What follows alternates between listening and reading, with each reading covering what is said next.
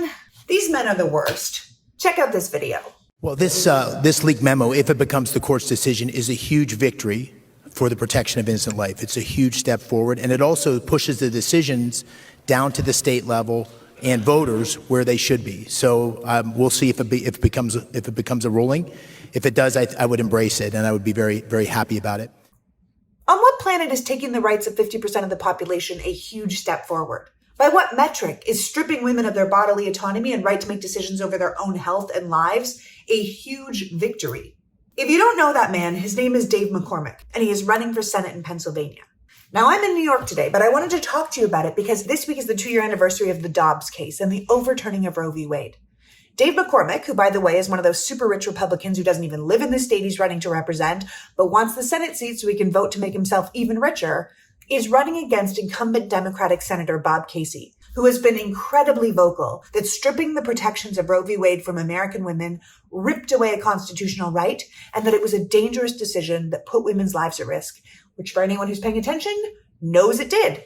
To be clear, Bob Casey voted to support the Democratic legislation to keep abortion legal and return the protections of Roe. He is against the federal abortion ban, and he rightly believes that abortion should be discussed alongside healthcare and contraception.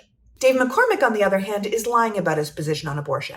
He said that he supports an abortion ban with no exceptions for rape or incest, but now he is trying to hide from that position. But here he is on video saying rolling back women's rights was a great victory, a great step forward to send women backwards. And he totes that ridiculous Republican Party lie that Democrats are for abortion up to and after birth, which anyone with half a brain knows no one does because one of them is murder and the other one happens to be the very rare case that Dave McCormick says he supports, which is when the life of the mother is in jeopardy.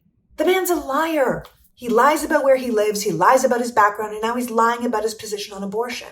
So if you're a woman or anyone who believes the government has no place in our uterus, then there is no question who you should vote for or support for Senate in Pennsylvania.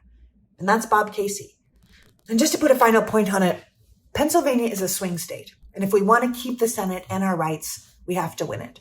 But it's also essential that every time we get the chance to show the country that turning women into broodmares of the state is not what the majority wants, we should do it. So send Bob Casey a couple of bucks. Or if you live in Pennsylvania, talk to your friends and family about this race. As always, I've included a link below and in my bio to make it as easy as possible for you. Show Bob Casey that you support his position and respect for women. And then show Dave McCormick that it doesn't matter how rich he is, we will outraise him to protect our rights. And if I may, the rights of his 6 daughters. I mean, enough already. The overturning of women's rights was not a victory. But defeating people who say it was, that sure will be.